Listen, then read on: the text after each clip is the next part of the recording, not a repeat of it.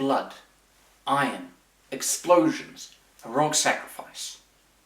In those words, I have just described for you every single war film known to man.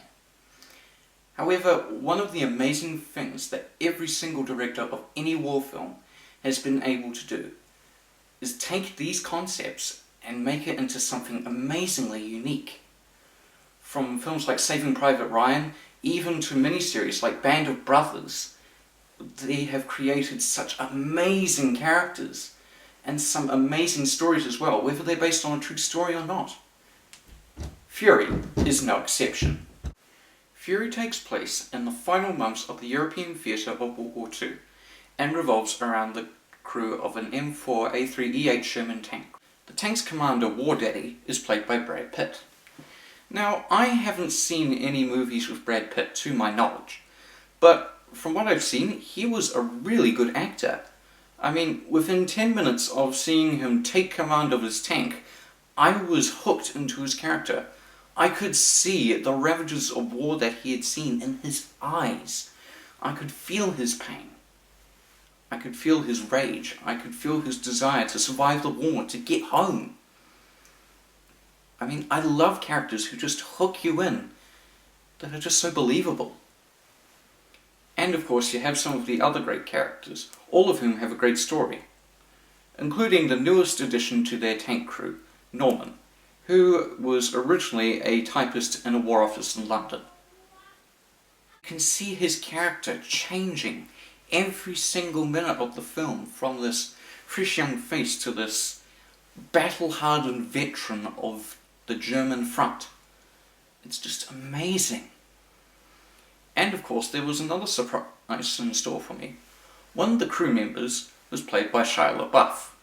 Now of course I know there's a general aversion to Shia LaBeouf at the moment, and he's regarded by many as a gigantic douchebag, but to be honest, I really liked his character. I mean, I was really skeptical of what he was going to do. The last movie I'd seen him in was in Transformers Revenge of the Fallen. Coincidentally, that was also the last movie I ever saw directed by Michael Bay. Pitt, I spit on. When I first saw Shia LaBeouf, I was expecting to hate his character. But to be honest, I really liked his character. He was original, he had similar emotions, and he had some really good character development as well. And it was so surprising to see from Shia LaBeouf. I've never seen him act like that. The portrayal of the characters in Fury is an absolute goldmine. The way all of the tank crew is developed is simply amazing. By the end of it, you are just feeling everything they're feeling. The pain, the suffering, the victory of being alive. It's just awesome. And of course we come to the action sequences. Now, usually in war films, it's typically shooting at each other, maybe some really awesome hand-to-hand combat skills as well. Fury, however, has a really unique display. Rather than fighting hand-to-hand, well, you do still have a little bit of that, but honestly, I loved the action. You actually get to see a tank battle from the inside of the tank, and I love that about Fury. You can actually feel the pain, the suffering, the panic as this little Sherman tank is taking on a tiger. I mean, a tiger! How horrifying would that have been, to be sitting in the middle of a tank and just driving along, minding your own business, when all of a sudden, tiger! I mean, honestly, it captured the moment perfectly. As a World of Tanks player, I would never know what it would be like to face off against such a fearsome foe. But honestly, Fury captured it perfectly. And I simply adored the action sequences near the end of the movie. It was awesome. I mean, oh man. You could feel the stakes were on. Their plan was brilliant, and you could feel every single gunshot going through every single German.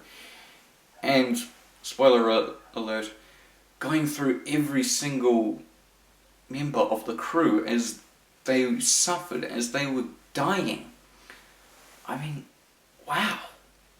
How many films do you get that are able to portray a tank battle from the crew of the tank? I mean, in most war films, people would have been feeling like the tanks were the armour, the impenetrable walls of war. But with Fury's perspective, you actually get to see how they feel. In reality, they're just as vulnerable as the soldiers fighting on foot. It does a really amazing job with that. However, there was one case which I did not like in the movie. What didn't I like? Well, the behaviour of some of the soldiers. Now, don't get me wrong, I know how vile war can be, and I've seen a lot of war films and war documentaries, and a lot of people talking about their experiences. War isn't fun and games. It's not like Call of Duty, folks. But some of the actions taken by the American soldiers is just plain horrific, and in my opinion, that would not really have happened. One case in point is in a scene just in the first act. Norman has an SS man on the ground begging for mercy, and Warboy is trying to force him to shoot him with a pistol. He's refusing, and yet he's trying to force him to shoot this innocent SS man who's surrendered, who wants his life to be spared, to be given a fair trial. And yet he's forced to execute him. Now, of course, I know that the Americans weren't perfect. I mean, no country was perfect when it came to their contribution to the Second World War. But honestly, with scenes like that, I felt like I wasn't watching an American force fighting the Germans. I thought I was watching the Russian force. I thought they'd switch from the Western Front to the Eastern Front. I don't think they would have done such things as depicted in Fury. Well, of course, American troops weren't exactly gentlemen, but I'm sure a lot of you can see from an historical point of view that the Americans would not have had these situations as commonplace. And of course, there was another scene where they go into a German woman's house. The tank crew just act like animals.